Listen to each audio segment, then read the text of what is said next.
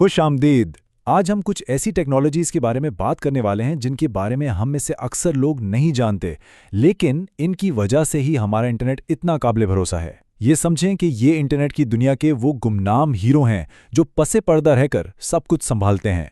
जरा सोचें, अगर एक लम्हे के लिए इंटरनेट बंद हो जाए तो क्या हो? सारा काम, हमारी बातचीत, तफरीह, सब कुछ ठप हो जाता है। ये एक बहुत बड़ा मसला है ना? लेकिन अच्छी बात यह है कि इससे बचने के तरीके मौजूद हैं। तो इस मसले से निपटने के लिए इंजीनियर्स ने दो बड़ी ज़बरदस्त तरकीबें निकाली। ये इतनी कमाल की हैं कि हमें कभी महसूस भी नहीं होता कि बैकग्राउंड में कोई गड़बड़ हुई भी थी।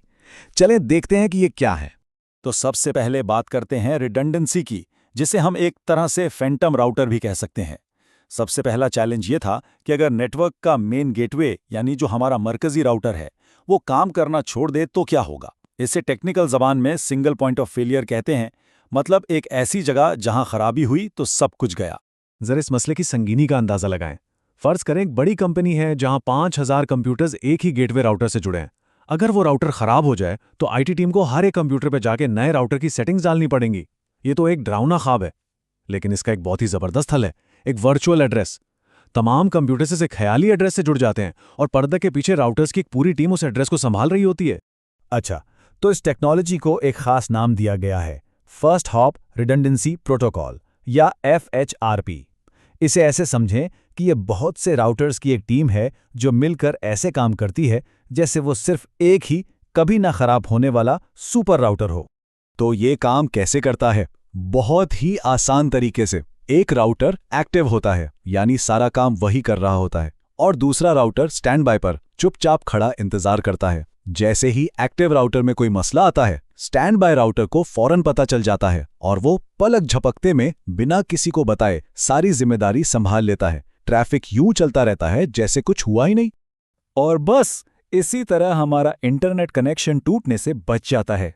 और सबसे मजे की बात यह है कि हम जैसे आम सारिफीन को इस पूरी कार्रवाई की भनक तक नहीं पड़ती। सब कुछ इतनी खामोशी और तेजी से होता है। तो एक मसला तो हल हो गया, लेकिन इंटरनेट के सामने एक और बहुत बड़ा चैलेंज था, IP एड्रेसेस का खत्म हो जाना। ये एक ऐसी परेशानी थी जिसे हल किए बगैर इंटरनेट आज इस मुकाम पर कभी नहीं पहुंच सकता था। बात है 90 की दहाई की, जब माहिरीन को यह अंदाजा हो गया था कि इस वक्त जो IP एड्रेसेस इस्तेमाल हो रहे हैं यानी IPv4, वो पूरी दुनिया की डिवाइसेस के लिए कभी भी काफ़ी नहीं होंगे। ये एक बहुत बड़ा आने वाला बहरान था। तो असल सवाल ये था कि अगर पब्लिक IP एड्रेसेस की तादाद महदूद है तो फिर हमारे घरों और दफ्तरों में मौजूद अरबों डिवाइसेस जैसे लैपटॉप, फ़ोन, स्मार्ट टीवी, ये सब इंटरनेट से कैसे जुड़ेंगी? इसका जवाब निकाला गया नेटवर्क एड्रेस ट्रांसलेशन या NAT की शक्ल में। ये एक बहुत ही कमाल की तरकीब है जिसमें हमारा राउटर एक मुतरजिम यानी ट्रांसलेटर का काम करता है। ये घर या दफ्तर की तमाम डिवाइसेस के प्राइवेट एड्रेसेस को बाहर की दुनिया के लिए सिर्फ एक पब्लिक एड्रेस में बदल देता है। वैसे तो NAT की कई किस्में हैं, लेकिन वो किस्म जो हम सबके घरों और दफ्तरों में इस्तेमाल होती है उसे PAT कहते हैं, यानी पोर्ट एड्रेस ट्रांसलेशन। इसे समझने का सबसे आसान तरीका एक बड़ी बिल्डिंग के रिसेप्शनिस्ट की मिसाल है।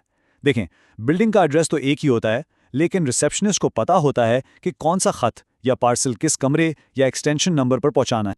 तो होता यह है कि जब हमारा कंप्यूटर इंटरनेट पर कोई दरखास्त भेजता है तो राउटर यानी हमारा रिसेप्शनिस्ट उसे अपना पब्लिक एड्रेस देता है और साथ में खास पोर्ट नंबर लगा देता है, बिल्कुल एक एक्सटेंशन नंबर की तरह।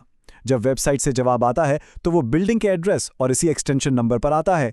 रिसेप्शनिस्ट अपनी लिस्ट देखता है और उसे फौरन पता चल जाता है कि ये जवाब किस कंप्यूटर को देना है। यही पोर्ट नंबर्स असल जादू है।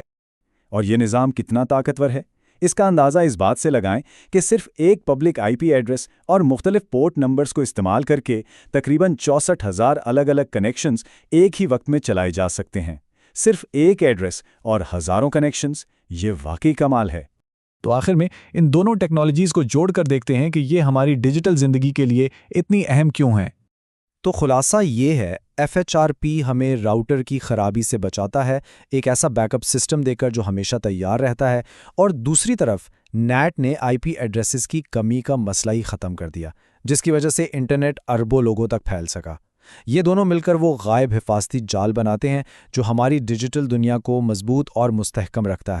तो ये हमें सोचने पर मजबूर करता है कि ऐसी और कौन सी पोशीदा टेक्नोलॉजीज़ हैं जो हमारी रोज़मर्रा की डिजिटल ज़िंदगी को मुमकिन बना रही हैं, जिनके बारे में हमने शायद कभी सोचा भी नहीं।